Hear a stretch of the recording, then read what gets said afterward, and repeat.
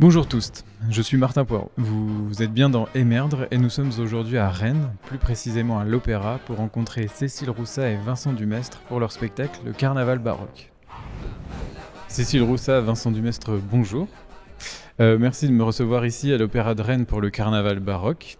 Cécile Roussat, vous signez les chorégraphies et la mise en scène de cette nuit de liesse, et vous, Vincent Dumestre, vous en êtes le concepteur et directeur musical, en plus de jouer de la guitare baroque et du colazione pendant la pièce. Il n'est pas forcément aisé de résumer le spectacle car il n'y a pas de trame narrative unique. Par conséquent, ma première question n'est pas la plus évidente non plus, mais en un mot, comment pourrait-on définir le spectacle, Vincent Dumestre ? En tout cas, il faut rendre à César ce qui appartient à César, c'est-à-dire qu'en fait, effectivement, moi j'ai écrit une trame musicale qui, évidemment, impliquait un fil rouge, ou en tout cas quelques tableaux, mais ensuite c'est vraiment un spectacle qu'on a fait ensemble. Voilà. Là, ça part de la musique, c'est vrai, parce que c'était l'énergie de ce spectacle, mais c'est ça, ce qui est rare, je trouve, en tout cas, ce qui est intéressant dans le cadre du carnaval baroque, c'est vraiment que non seulement il a une longue vie, donc il a vécu des métamorphoses, des transformations, du retravail pendant 18 ans, mais en plus, à la base, pendant presque un an, au préalable, alors qu'on travaillait ensemble avec Cécile Roussat d'autres projets de concerts mis en espace avec de la danse, et puis le Bourgeois gentilhomme qu'on a fait avec notre cher compagnon Benjamin Lazare, on préparait cette aventure musicalo-circassienne. Pourquoi Cécile Roussat avoir plus pris le parti de l'onirisme que celui de l'authenticité historique dans la mise en scène? Mais alors moi j'ai une question à vous renvoyer. Comment est-ce que vous feriez une histoire avec le carnaval ? Parce qu'en fait, le carnaval, c'est un moment de liesse générale qui réunit des contraires, qui réunit des personnes qui n'étaient pas forcément amenées à se croiser. Le valet devient maître, le maître devient chanteur dans un opéra qu'il se donne dans son propre palais. Enfin, donc c'est je pense la force du mime qui est aussi un peu le langage corporel et théâtral de ce spectacle.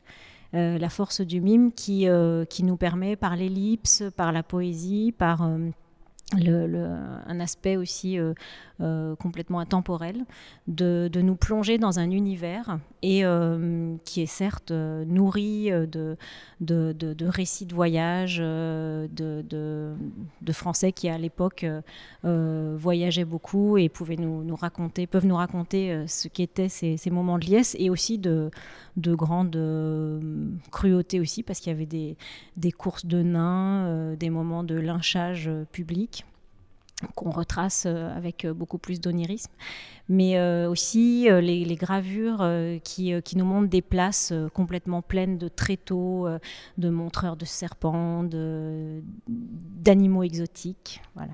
Une première version de ce spectacle, du coup, a été créée en 2006, vous l'avez dit, et entre-temps, en 2010, pour être précis, vous avez sorti un album qui s'appelle Il fa solo.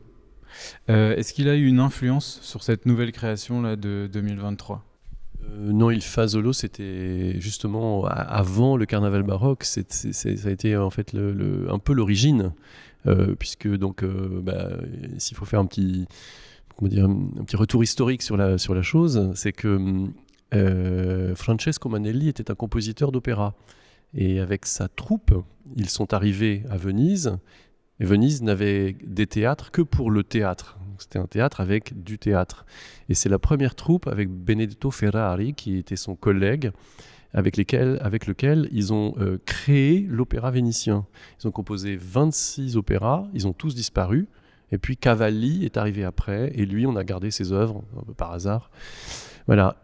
Francesco Manelli, en fait, écrivait aussi des musiques, pas d'opéra, en tout cas plus légère, on pourrait dire, des musiques qui étaient consacrées justement aux fêtes d'extérieur, à la musique de carnaval, etc. Et il l'écrivait sous un pseudonyme. Son pseudonyme, c'était le haricot, Il fa solo. Et donc, voilà l'histoire de ce Fasolo, disque effectivement qu'on avait enregistré et qui nous a donné envie de partir dans cette direction. Quant à l'évolution du spectacle, alors la musique a assez peu évolué. Là, elle a un petit peu évolué ici parce qu'on s'est redonné, grâce à l'Opéra de Rennes, les moyens de repartir sur un espace musical différent, retravaillé, reprécisé, je dirais. Voilà, en plus du retravail surtout des costumes, de la scéno, etc.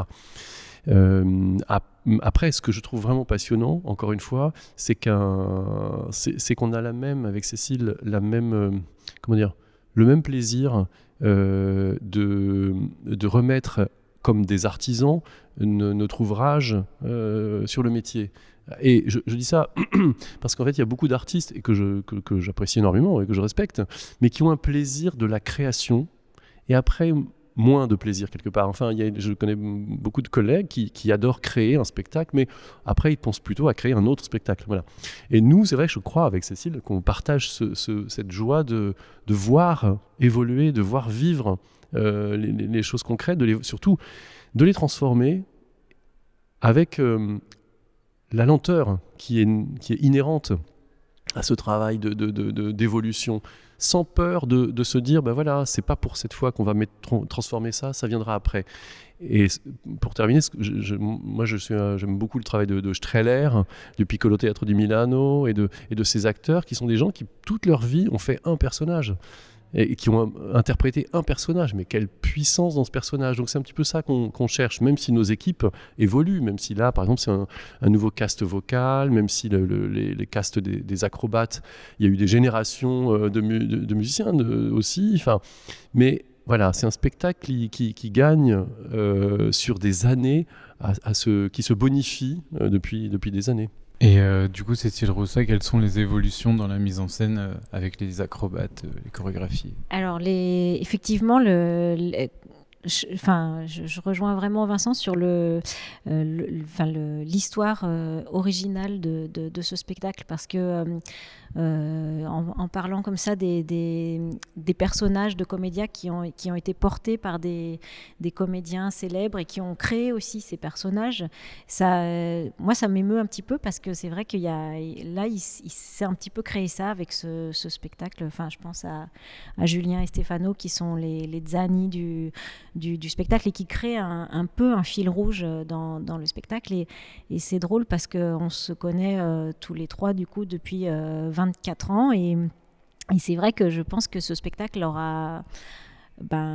colle un peu à la peau, et ils sont un peu devenus des Zani dans la vie aussi. Et l'évolution qu'on a proposée, c'était aussi, il y a eu beaucoup de fois où on a essayer des choses, et c'est vrai de se laisser le temps d'essayer, de dire non, ça on va pas le garder, on le rôde, mais on peut pas le. C'est aussi ce qu'on retrouve dans les familles de cirque aussi, c'est-à-dire des espèces de traditions comme ça qu'on fait perdurer, et en même temps qu'on essaye de renouveler, de re-questionner au fur et à mesure du temps. Et là, concrètement, je pense qu'on a vraiment ouvert un nouveau souffle à ce spectacle, parce qu'on a redimensionné la scénographie en donnant vraiment de la profondeur aux images. On a donné du volume aux choses, on a concrètement redessiné une dizaine de silhouettes. Voilà, je pense que même des gens qui ont déjà vu le spectacle peuvent vraiment y retrouver beaucoup de nouveautés. Est-ce que du coup le carnaval baroque a une place particulière dans votre carrière, Vincent Dumestre ? Ah oui, il a la plus grande place. Ouais, la plus grande place. Non, moi c'est le spectacle. C'est d'abord pour le type de musique que l'on défend, parce qu'en fait à l'opéra on défend des musiques complètement différentes, avec l'orchestre. Avec de Lully à Rameau, on défend une musique complètement différente, et donc une manière de vivre notre métier aussi en rapport avec ça. Avec le carnaval et quelques autres choses que je fais, mais c'est vraiment très présent dans le carnaval. Donc le type de musique est différent, dans le sens où on travaille beaucoup sur l'improvisation. On a franchement un bon tiers du spectacle qui est vraiment improvisé, dans un cadre défini, mais tout de même.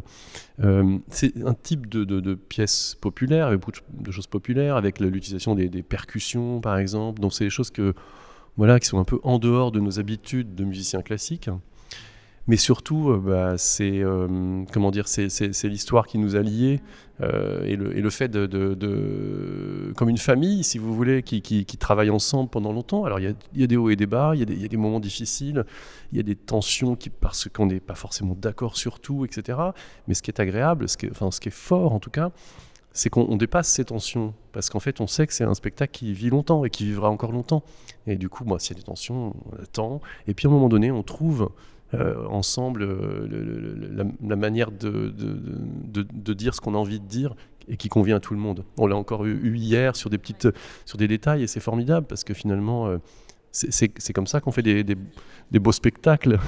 Moi, ça a vraiment une place très particulière parce que c'était le premier gros spectacle que j'ai pu créer, et je trouve que c'était un pari un peu osé de la part de Vincent et du Poème Harmonique, parce que c'est vrai que c'était un peu, comment dire, j'étais quand même au tout début d'idées ou de comment dire, d'intuition théâtrale, mais c'est vraiment le temps qui a permis de créer le spectacle tel qu'il devait être. Mais donc merci beaucoup. Et aussi une autre chose qui moi me touche dans cet esprit de famille, c'est que c'est la réalité, puisque mon petit garçon joue aussi maintenant sur ce spectacle, et je pense que c'est une aventure qu'on ne peut pas vivre s'il n'y a pas un réel terreau de sincérité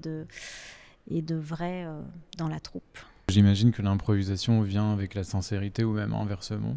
Oui, mais alors, quand on parle d'improvisation, je dois quand même préciser aux spectateurs qu'il n'y a pas que tout est très millimétré et très, très précis. Mais c'est vrai que l'improvisation, et c'est là que c'est de la vraie improvisation, c'est que il y a, en tout cas, les musiciens sont dans une vraie écoute théâtrale aussi. Et par contre, le spectacle qui est présenté n'est pas un spectacle du tout improvisé. Enfin, je veux dire, c'est au contraire une vraie petite machinerie technique, artistique. Les temps de jeu sont très travaillés. Et voilà. Musicalement, quelle est la part là, d'improvisation ? Est-ce que on attend les acrobates pour continuer un morceau, ou inversement, c'est les acrobates qui s'adaptent au rythme ? Bon, je ne vais pas faire un cours d'improvisation, puis je ne suis pas le meilleur pour ça, mais l'improvisation, c'est un cadre, hein, la liberté naît de la contrainte, donc il nous faut un cadre.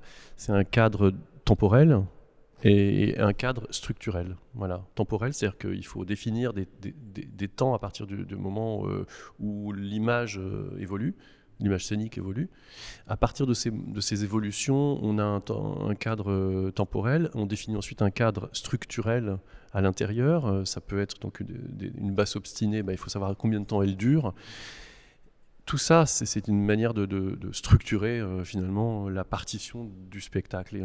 Et dans ce cadre-là, ensuite, il y a une liberté. Vous voyez, elle vient bien, bien longtemps après. Une liberté qui elle-même dépend d'éléments qui sont fixés, d'éléments de dynamique, d'éléments de nuances, d'éléments de couleur, et évidemment d'éléments d'écriture, de majeur, passer de majeur à mineur, voilà, toutes ces choses-là. Donc la musique s'adapte, je dirais, la musique qui était le cadre premier, hein, effectivement, comme on disait au début, ensuite s'adapte à l'écriture dramaturgique de Cécile et l'histoire qu'elle raconte dans chaque tableau. Et c'est donc la musique qui va s'adapter. Et ensuite, dans les détails, là où on fait les coutures ensemble, il y a les moments où les acrobates, eux, doivent aussi s'adapter, parce que nos carrures musicales sont définies. Une fois qu'elles sont définies, on ne peut pas les bouger. On peut bouger ce qu'il y a à l'intérieur, mais pas la structure. Donc les acrobates, les circassiens, les tzani, tout le monde doivent aussi s'adapter. Donc ça vous donne une idée de ce ping-pong finalement, de ce jeu de questions-réponses entre nous, c'est-à-dire à chaque fois ce sont des cadres et puis on les adapte ensemble. Cécile Roussat, vous n'en êtes pas à votre première fait d'armes avec le baroque, puisque vous avez monté, mis en lumière, créé les costumes et imaginé la scénographie de Didon et Aîné de Purcell, entre autres choses. Est-ce que la musique baroque permet-elle de vous exprimer plus pleinement dans la pluridisciplinarité artistique qui vous définit ? Effectivement, alors je précise que Didon et Aîné, justement, on l'a créé avec le poème harmonique. Après, il a une vie aussi, mais je pense que de l'avoir créé avec Vincent, ça a justement prolongé cet imaginaire, parce que la musique du poème, moi, m'inspire beaucoup, et justement, c'est une inspiration qui m'ouvre des portes à certaines images, et voilà. Mais oui, le baroque, même si c'est pas mon...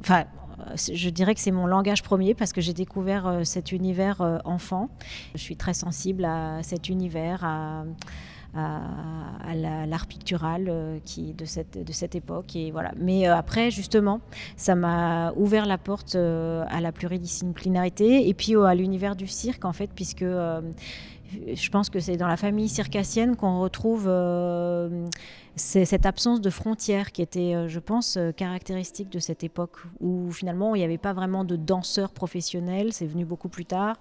La musique avait aussi une place beaucoup plus quotidienne, ça s'est perfectionné plus tard, et voilà.